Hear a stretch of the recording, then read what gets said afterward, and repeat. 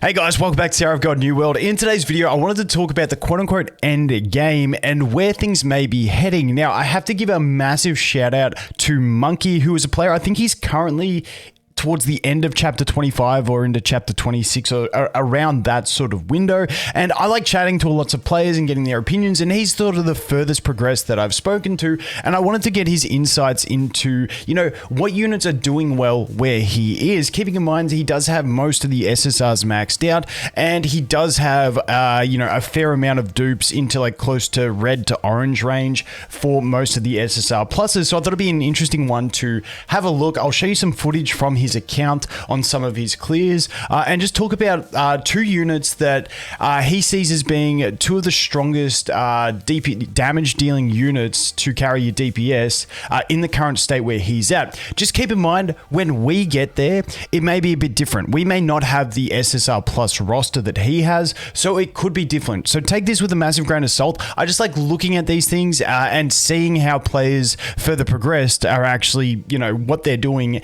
and what things are changing. So I'm going to jump over and we're going to take a look at some clips he sent me. If I can go over here, and we'll just take a look at his progression. So you can see in the bottom corner there, he is on 24-20. Hopefully that bar at the bottom goes away. And this is him clearing floor 250 of the trial, which is actually the final floor. And you can see he's got that orange star Evan Kell, who is going to do an absolute truckload of work in this one. It's actually crazy the amount of work Evan Kell puts in.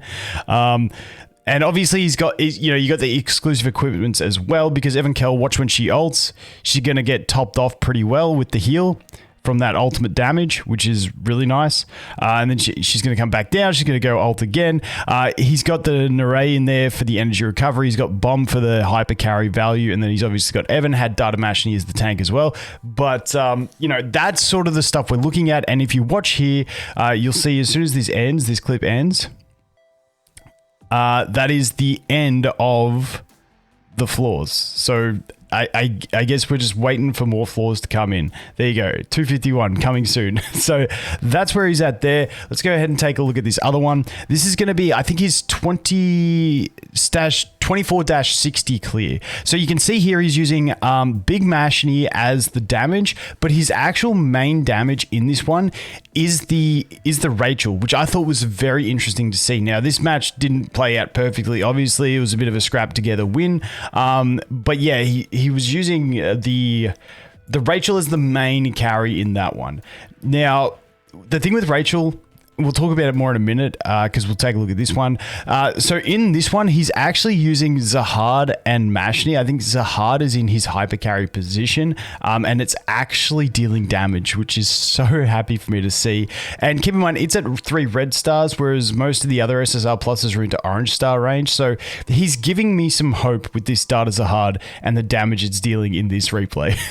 Because, I'm pulling a ton of Zahards and it's just keeping me up with copium. But yeah, the dude just lives and deals some damage and clutches a kill at the end. Obviously, we've got Evan in there as well, helping out a bit, but that is that one. So once again, he is using primarily the SSR pluses. So that's why I said when we get there, it may be different. So this one, interesting to see these other units he's using. He's using the hook guy to pull an enemy. He's using the red dude with the shields, which here's one I think will be a fantastic tank, which I'll have to test more on myself. But once again, using Evan Kell, but also the Hua putting in a ton of work in that one as well. So that is going to be that clear. I think he goes into damage, but we can only see the Evan Kell fight here for the damage because it was on that replay.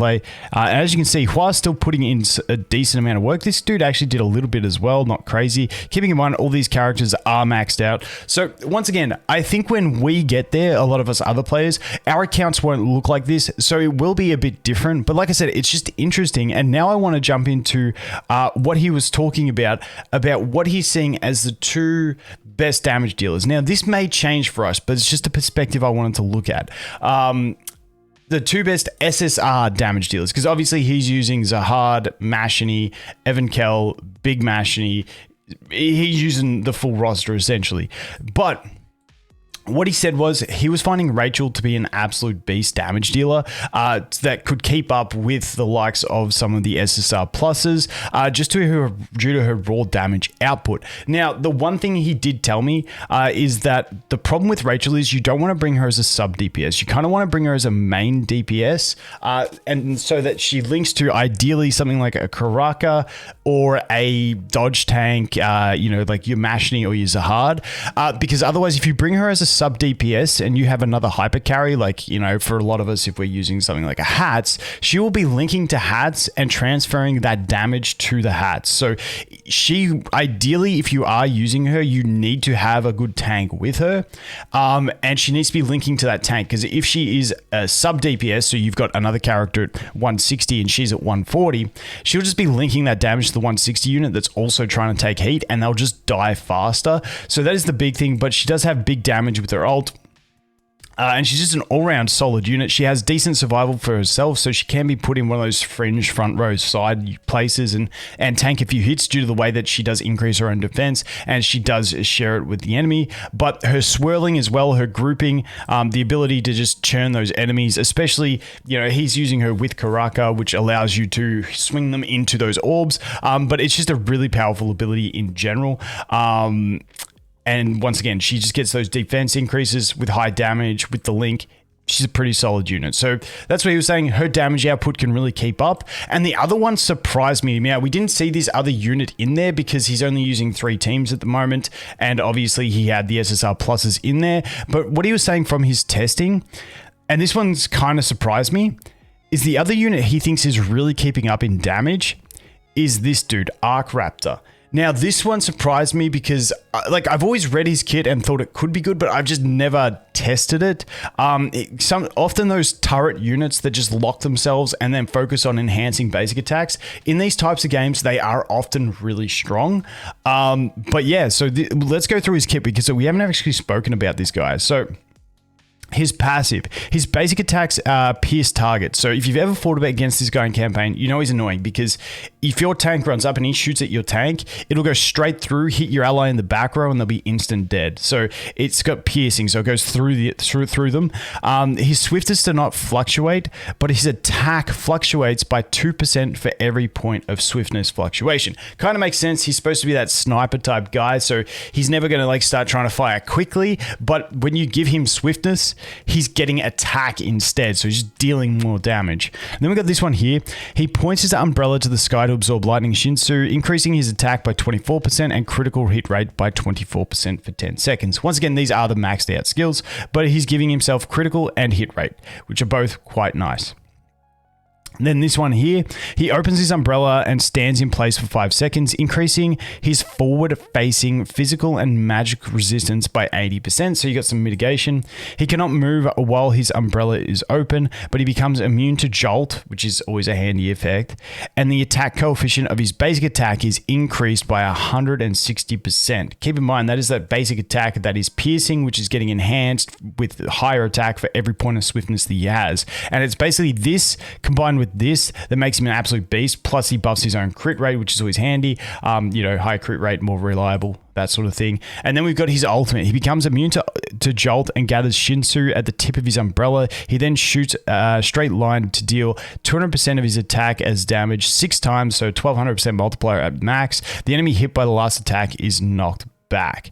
So little bit of control in there, but it's really about his stacking of attack with the piercing basic attacks and then increasing that attack coefficient so damn high, plus not missing and having a higher crit rate. So once again, I haven't personally tested him. I might do a spotlight on him in the future if I can get some replays from Monkey as well and see how he goes, but it was just, I just love chatting to players. And like I said, Monkey was the furthest progressed player that I've spoken to. So I was really curious to get his opinion on it. Now, once again, I've said this like 4 times now, but I really want to drive it home. Keep in mind, with those types of accounts where they've got every unit maxed, it's going to be like a different sort of meta compared to us when we get to those stages, because we won't have every unit maxed. So maybe the hyper carry hats may have more weight just because, you're dodging your tank tanking and dealing damage. So we'll have to wait and see how it pans out. But I just thought it was an interesting perspective to look at a couple of the units that he thought were performing really well and give myself some copium because Zahad actually did damage for him, which was very promising. Anyway, guys, that is going to be it for this one. Thanks for watching. Hope you have an awesome day, and I look forward to seeing you in the next one. Cheers.